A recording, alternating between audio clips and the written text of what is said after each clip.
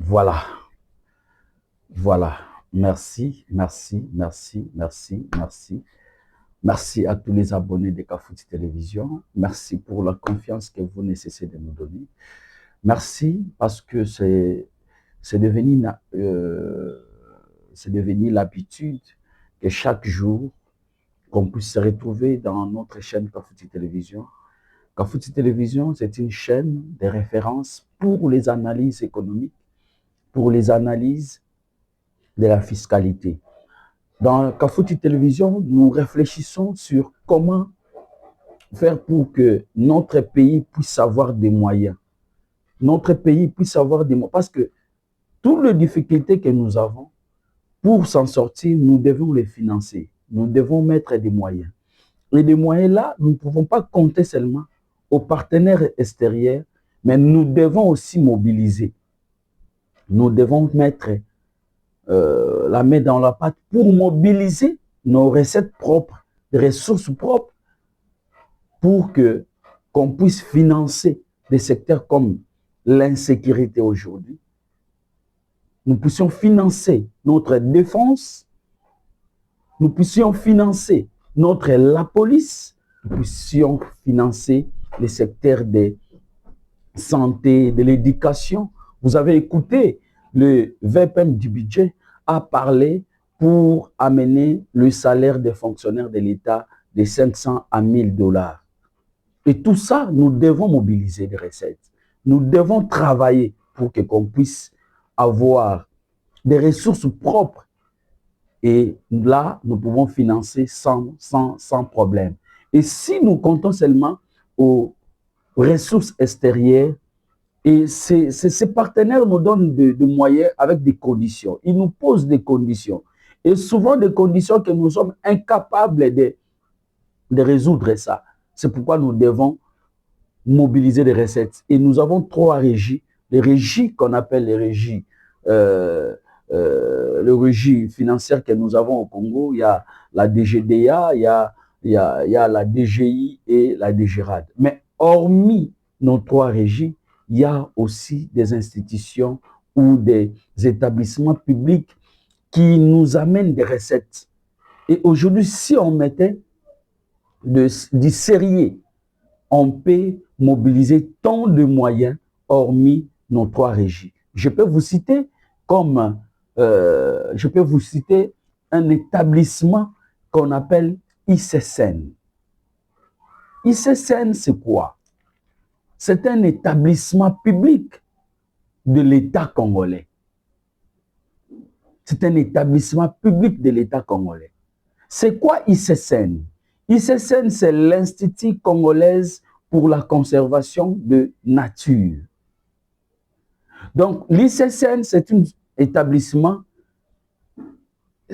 public de la RDC qui est là pour la conservation de la nature. Institut congolais pour la conservation de la nature. Et c'est une institution ou c'est un établissement qui est là pour protéger la nature. C'est une institution qui est là pour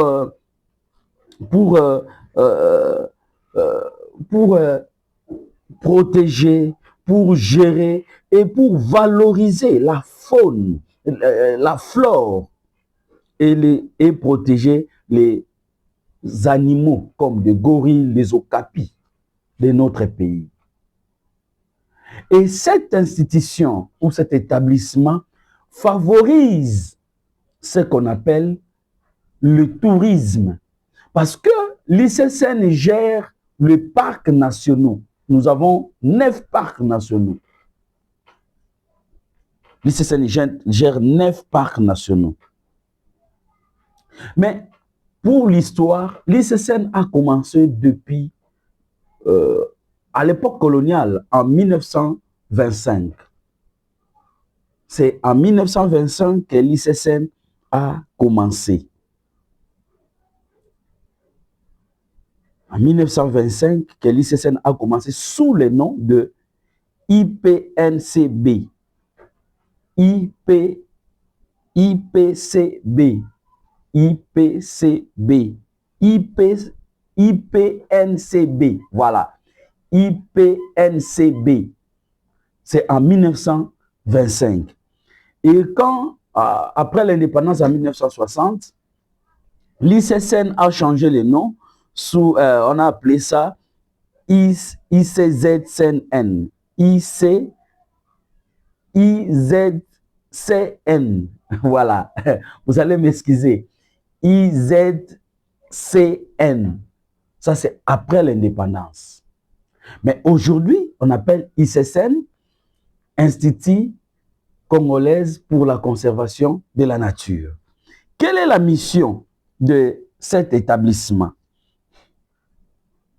La mission, je l'ai déjà dit tantôt, c'est pour protéger, pour gérer, pour valoriser nos faunes, nos flores et pour protéger nos animaux comme les gorilles, comme les okapis.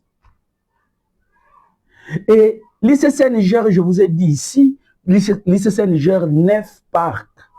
Et sur les 9 parcs, nous pouvons mobiliser des recettes en suscitant ce qu'on appelle le tourisme.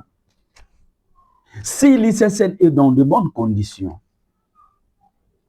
Mais aujourd'hui, posons-nous la question, est-ce que le gouvernement congolais fait cet effort de mettre l'ICCN dans de bonnes conditions? Nous, ici, Kafouti Télévision, nous réfléchissons comment l'État peut avoir des moyens, peut augmenter le budget de l'État.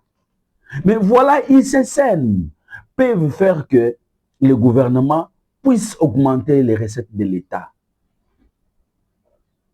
Le gouvernement peut augmenter à travers l'ICCN. Si l'ICCN est dans de bonnes conditions, parce que l'ICCN dépend du gouvernement de la République démocratique du Congo. C'est le budget de l'État du gouvernement congolais qui finance l'ICCN et le partenaire. Et je vous ai dit ici, nous ne pouvons pas compter des partenaires parce que le gouvernement est là. Si réellement nous voulons valoriser nos faunes, nos flores, si réellement nous voulons protéger notre nature, si réellement nous voulons protéger nos animaux comme les gorilles, les okapis, nous devons mettre des moyens à la disposition de l'ICCN. Je suivis, parce que l'ICCN dépend du ministère de l'Environnement, je suivis les agents du ministère de l'Environnement détailler un peu comment ils gèrent leur ministère. Mais quand ils parlaient de l'ICCN, il y avait une légère légèreté. Une légère légèreté. Nous demandons au gouvernement congolais d'ouvrir un peu l'œil pour que l'ICCN puisse être bien géré.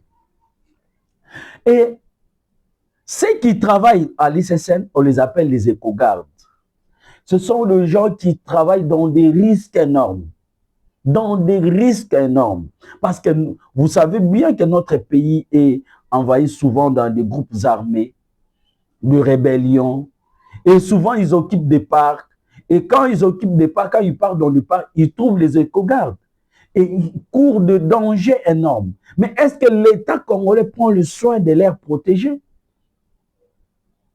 Et je peux vous informer que depuis 1996 jusqu'à aujourd'hui, il y a 200 éco-gardes qui ont été assassinés dans des parcs. Et quelle est la suite du gouvernement congolais à travers ces agents qui ont été mourir dans leur lieu de travail? Donc, nous demandons aux Congolais, nous demandons au gouvernement congolais de mettre un peu l'accent sur l'établissement ICCN. Mais qui dirige l'ICCN aujourd'hui? Parce que je vis beaucoup de vidéos dans les réseaux sociaux. C'est ça qui m'a motivé de faire des recherches sur l'ICCN. L'ICCN aujourd'hui est dirigé par M. Milan Ngankai. M. Milan Ngankai, je fais mes recherches. C'est quelqu'un, c'est un manager qui dirige aujourd'hui l'ICCN avec toute orthodoxie. Il gère l'ICCN avec l'orthodoxie. Il gère l'ICCN dans des principes catholiques. C'est quelqu'un que l'ICSN a tant cherché, mais aujourd'hui, il a un monsieur, Milan Ngankai, Yves, qui gère cette institution avec des principes catholiques, des principes. Aujourd'hui, l'ICSN est en train d'être valorisé. L'ICSN est en train de retrouver sa place parce qu'il y a la bonne gestion. Il y a la bonne gestion. Je vous dis, j'ai suivi des vidéos, les gens parlaient de Yves Ngankai, qu'il est... Non, c'est un messie qui est en train de bien gérer l'institution. Moi, je pense que si le gouvernement congolais mettait le moyen à la disposition de l'ICSN avec M. Yves Ngankai Milan, l'ICSN peut faire de grandes choses. Et aujourd'hui, le tourisme en RDC peut être possible. Peut être possible. Yves Ngankai Milan, quand il est arrivé à la tête de l'ICSN, je pense que les agents connaissent ce que M. Yves va trouver. Mais aujourd'hui aussi, il sait ce que M. Yves est en train de faire. En tout cas, c'est un monsieur que nous devons l'accompagner. Moi, personnellement, je l'accompagne parce que j'ai fait mes recherches. C'est quelqu'un qui est en train de très bien gérer l'ICSN. Et aujourd'hui, il a signé des alliances. Il a signé une alliance avec AWF au Kenya. AWF du Kenya. Et nous, en 2026, ça je suis en train de préciser, et l'ICSN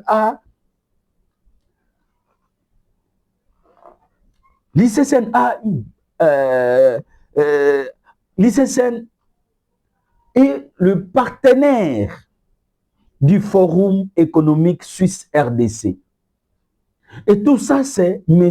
Ngankai qui est en train de harmoniser.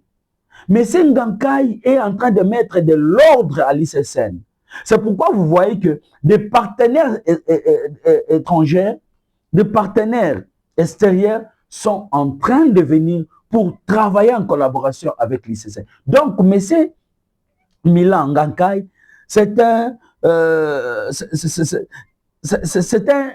il est très actif à l'international, très actif et très acceptable.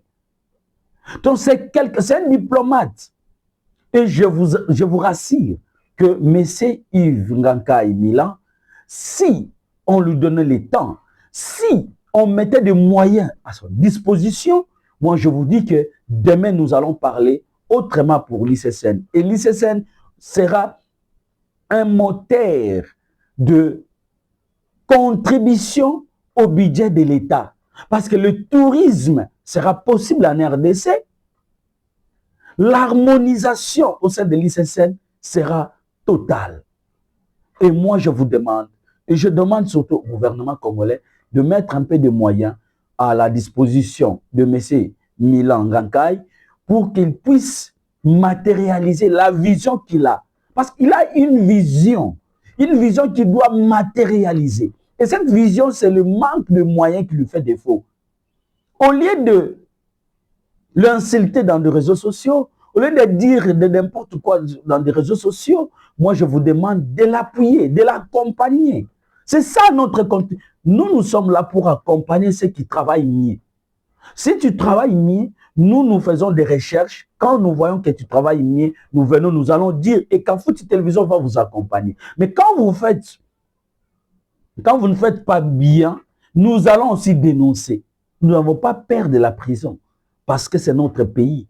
Notre contribution, c'est d'encourager ceux qui travaillent mieux et de dénoncer ceux qui travaillent mal.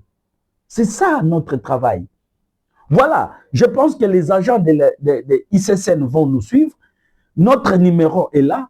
Si vous avez des commentaires, si vous avez des suggestions, si vous avez des éléments à nous ajouter, appelez-nous. Nous sommes libres, nous allons venir, nous allons prendre des informations. Donc, nous sommes très libres. Mais je vous assure que M.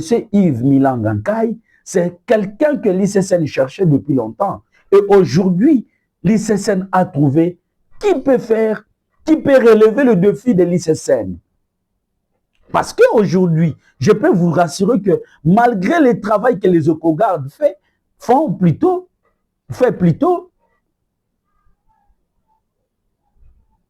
le travail des risques que les éco-gardes font, mais ils ont des arriérés de plus de 20 mois. Voilà les gens qui travaillent avec de hauts risques, mais ils ont des arriérés. M. Yves Ngankay est en train de travailler pour que les éco-gardes puissent être mieux rémunérés. Et ça, M. Yves Ngankay ne va pas faire le magie, mais c'est le gouvernement congolais qui devrait répondre aux besoins des éco-gardes. Voilà ce que moi je peux donner comme ma contribution à l'établissement qu'on appelle ICSN, Institut Congolais pour la conservation des natures. Mon numéro est là, appelez-nous. Si nous n'avons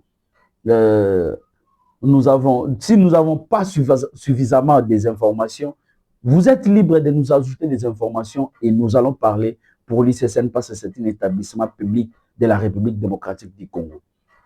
Voilà. Et je vais vous parler encore de la province de l'Ituri, que j'ai l'habitude de parler chaque jour.